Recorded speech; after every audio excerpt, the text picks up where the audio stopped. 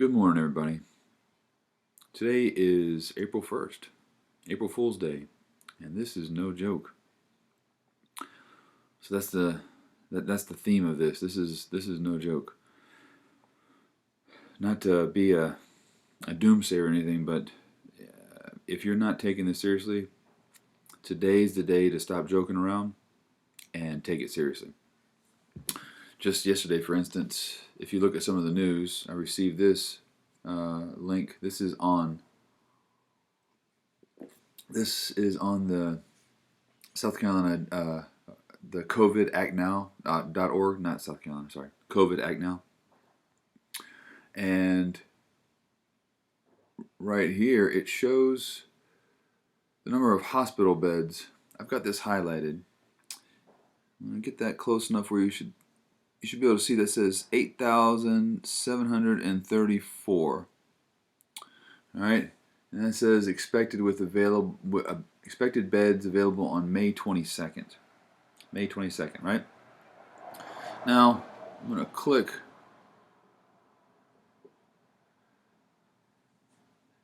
You ever thought you use that graphical knowledge from your math and science classes? So I just highlighted that one curve right there. That's pretty steep. There's a glare here. It's hard for me to get this. But you can see that there's some numbers over here, right? Well, the numbers right there, you should be able to see the second number up that says 50K. That's 50,000. That's 50,000. Right there, this says 18,240 hospitalizations expected by May 6th. Now that's if, the yellow one is if we social distance for 3 months. That's 90 days. We're about 3 weeks into this thing. We're far from that, right? With limited action, that's what this one says. By May 1st, we would expect over 100,000 people hospitalized. 112,167 by May 2nd. And that's if we did nothing. Obviously, we're doing something. So, and we can thank Ms. Conwell. She sent me that link. She follows it much better than I do. I follow it, but she's really good at getting all this data. So, thank you, Ms. Conwell.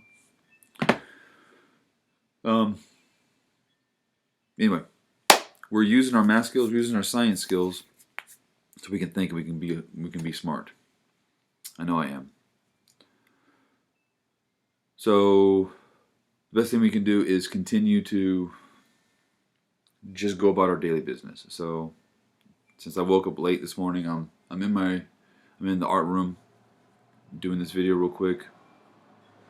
I opened up the window so I could hear the wind chimes and trucks drive by. So just real quick, let's get some business out of the way. CP. I made 4 videos for you yesterday and posted all 4 of those. 2 of them are kind of detailing how to look through the lab scenarios. The first one is how to sort of do the stoichiometry with the reaction so that you can figure out your expected yields in case you are still struggling with that. You have the answers, but I've sort of walked you through how to do that. And then the second one has everything to do with looking at evaluating the reaction, the results for the percent yield and percent error. So what I did was just make some numbers up and give you an example to go by, and you should use that. You should be able to use that to apply it to the answers that I've given you in the answer key for that. And then I made 2 videos with relatively new stuff, the concept of limiting reactant and excess reactants. The first one is I used the reaction from the lab scenario and came up with a scenario with that. I just made up some numbers and walk you through how to determine the limiting reactant and the excess reactant in a reaction. The stoichiometry is the same. The math is the same. I don't care what type of reaction or what we're doing. The math is always the same. Just how we interpret and then evaluate the numbers. That's what's different with each topic, each content. Honors. So you should be finishing the study guide today. That was 8 pages of study guide. That was enough information to last us for a while. And you had the video on the esterification process that I've made. That should help. That should have helped you out with that. You had a couple of those. And then tomorrow and Friday is basically that problem set for with esters. There's 5 different ester reactions that you have to write out. And when all is said and done, I will post a video where I pick a couple of those, about maybe 2 of those 5, and I'll have that online for you to look at and how I went about doing that, so you can kind of check almost live. But also remember today, check the Google Calendar. But this afternoon around 1 o'clock, third block we'll do a Google Meet, and then fourth block around 2:30 we'll do a Google Meet, and I can help you out with that if you need to. Each of those lasts for about an hour. They'll give us a chance to sort of see each other and interact if you want. If not, that's fine too. I'm here for you if you need me. That's about it. The new material, no joke. Today, starting today, it's just ironic. Today's April Fool's Day, but starting today, you really, really, really need to stay focused.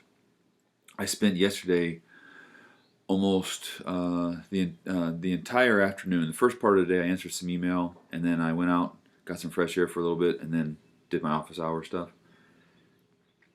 But I was answering emails until probably 1 o'clock in the morning and doing stuff, and so I didn't get a chance to put those grades in the grade book. But I do have them recorded. I have the date and the timestamps for who's done what and when. So I'm gonna probably get those in the grade book today. I don't like work to pile up for too long. That's about it. So Wednesday, we have 2 more days this week, only 4 days next week, because Friday, April the 10th was a part of our makeup day, makeup day for like snow days or something. So for many people, it's like a Good Friday day or something like that. And then the following week after that will be the Easter break, spring break. So we'll only have 4 days of e-class next week. I won't assign you anything over the break. You can choose to do stuff if you want to or not. But here, by the end of this week, I'll have the stuff for next week kind of planned out so that you can plan out your day around whatever your schedule is. All right, so that's really it. Hang in there, and I'll see you tomorrow for another cup of coffee. Bye.